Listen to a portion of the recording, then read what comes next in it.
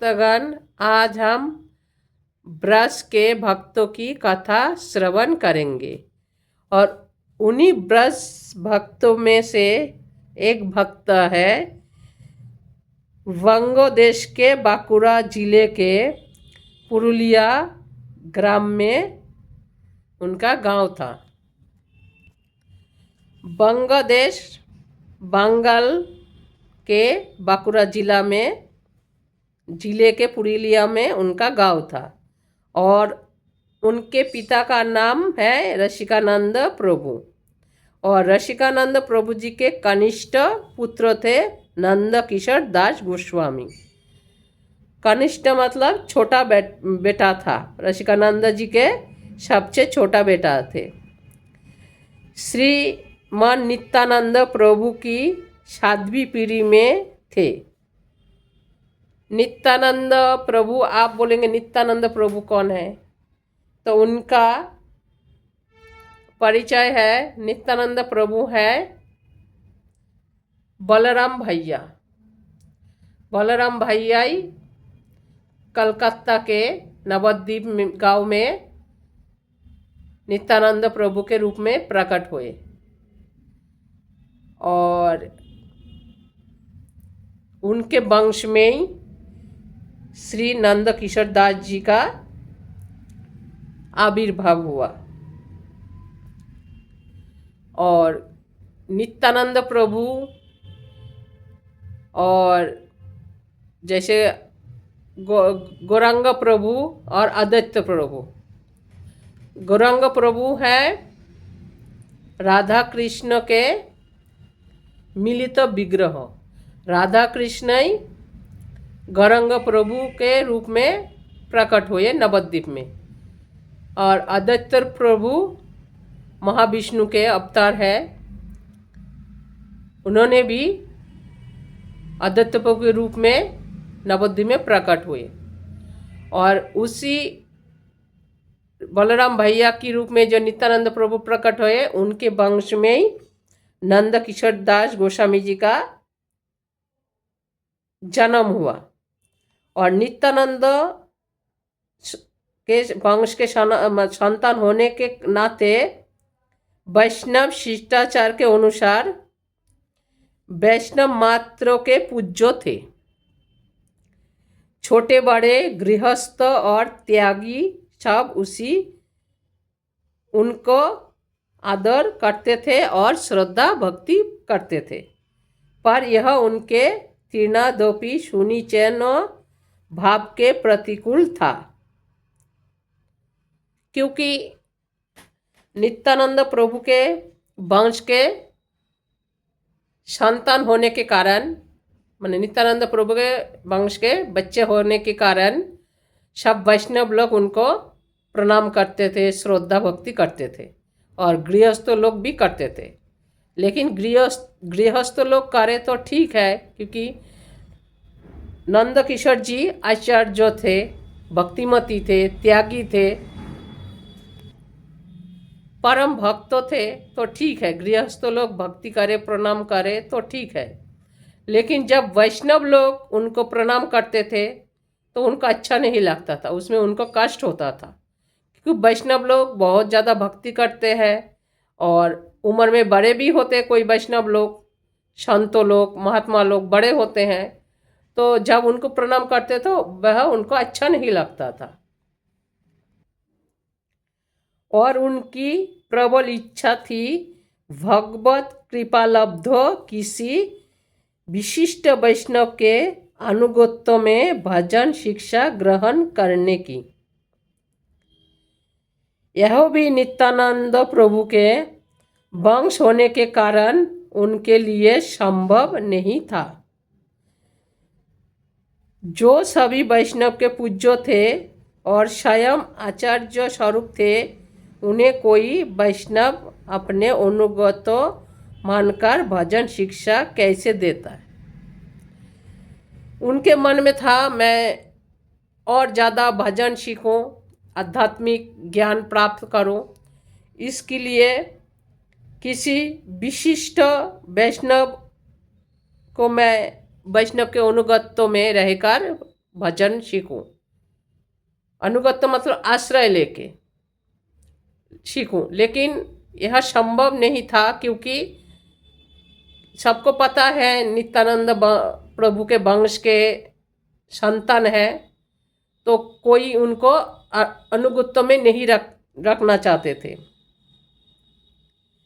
अनुगत्य मतलब आश्रय, छोटे होकर, जैसे हम कभी, जैसे हमारी गुरुजी हैं, हम गुरुजी के पास कुछ सीखते हैं, तो गुरुजी हमारे बड़े हैं, हम छोटे हैं, तो इसकी वजह से वैष्णव लोग सोचते हैं नित्यानंद प्रभु के वंश के हैं, तो नित्यानंद प्रभु जैसे ही हमें इनको श्रद्धा भक्ति करना है तो उनको हम छोटे मानकर कैसे शिक्षा दे सकते हैं। इसलिए वैष्णव लोग को उनको शिक्षा देने के लिए संभव नहीं था। और वैष्णव लोग भी सोचते थे, साधु संत लोग सोचते थे उनको हम लोग कैसे अनुगत्य में रहकर शिक्षा दे सकते हैं। इसलिए वे चुपचाप घर छोड़कर वृंदावन चले आए। उस समय गौड़ीय वैष्णव समाज के मुकुटमणि श्री विश्वनाथ चक्रवर्ती पाद वृंदावन में रहते थे। और विश्वनाथ चक्रवर्ती जी चैतन्य महाप्रभु जी, गौरांग महाप्रभु जी के भक्ति में, गौड़ीय वंश भक्ति में है। और उनसे उन्होंने बिना अपने स्वरूप परिचय छिपाकर भजन शिक्षा देने और शास्त्र अध्ययन करने की प्रार्थना की। उन्होंने बताया नहीं मैं नित्यानंद प्रभु के वंश के हैं, उन्होंने छिपाया। उनको पता है हम बोलेंगे तो विश्वनाथ चक्रवर्ती जी भी हमें अपने अनुगत्य में नहीं रखेंगे, इसकी वजह से अपना स्वरूप छिपा दिए। और विश्वनाथ चक्रवर्ती पाद जी ने उनकी प्रार्थना स्वीकार की, क्योंकि उनको भी पता नहीं था जो नित्यानंद प्रभु जी के वंश के बच्चे हैं। तो कुछ दिन वे उनके अनुगत्य में भजन और शास्त्र अध्ययन करने लगे। तो किसी ने नहीं जाना नित्यानंद की संतान है, बच्चे हैं, पर उनकी माँ उनके बिना किसी से कहे घर छोड़कर चले जाने के कारण बहुत दुखी थी, क्योंकि उनका बेटा किसी को नहीं बताए कहाँ जा रहे हैं, क्या कर रहे हैं, कहाँ रह रहे हैं, घर से निकाल के आ गए। इसकी वजह से उनकी माँ बहुत दुखी थी।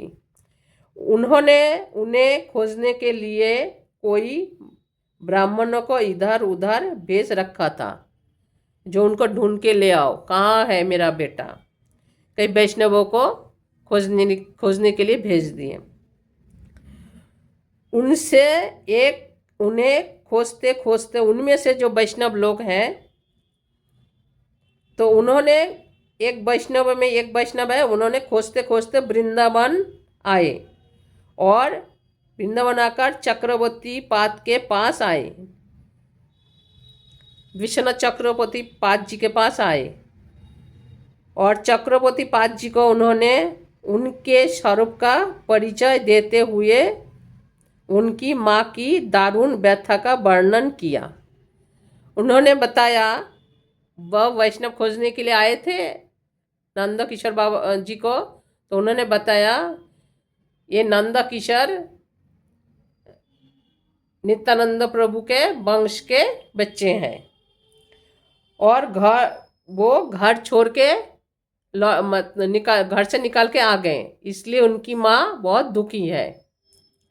और घर लौटने की उनकी इच्छा अनुसार विवाह करने की आज्ञा देने का अनुरोध किया।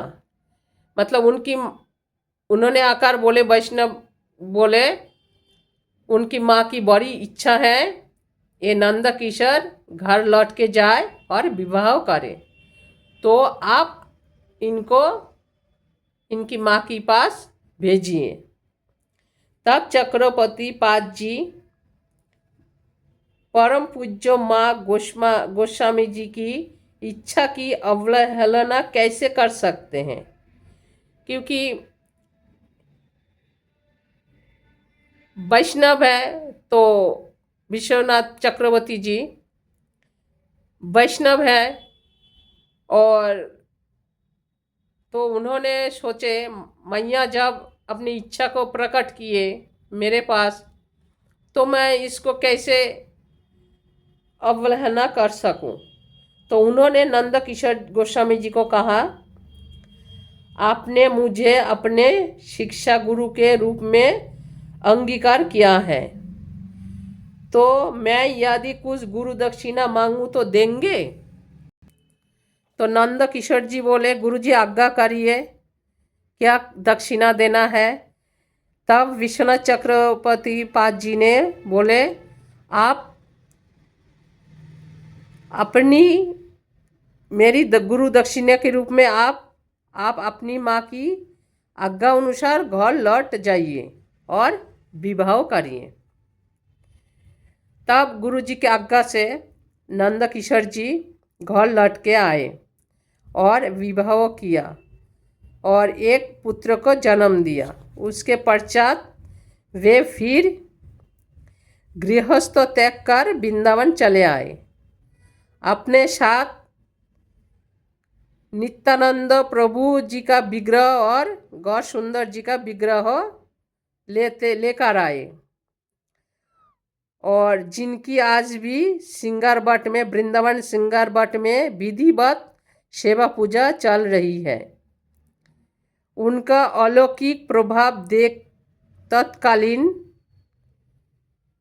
जोधपुर के राजा ने उन्हें बहुत सी भू संपत्ति प्रदान की, जिसका उनके वंश निताई गौरांग जी का सेवा में उपयोग कर रहे हैं। तो श्रीपाद नंद किशोर जी के पास भोदू नाम का एक ब्रजवासी बालक रहता था, जो उनकी गायों की देखभाल करता था। उसे लेकर भोदू इसलिए कहते हैं कि उसे छल कपट।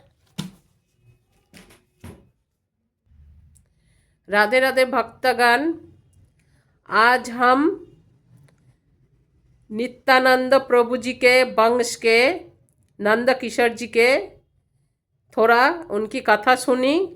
कल हम वही नंद किशोर जी के पास एक बालक रहता था जिनका नाम है वधु, वह ब्रजवासी हैं।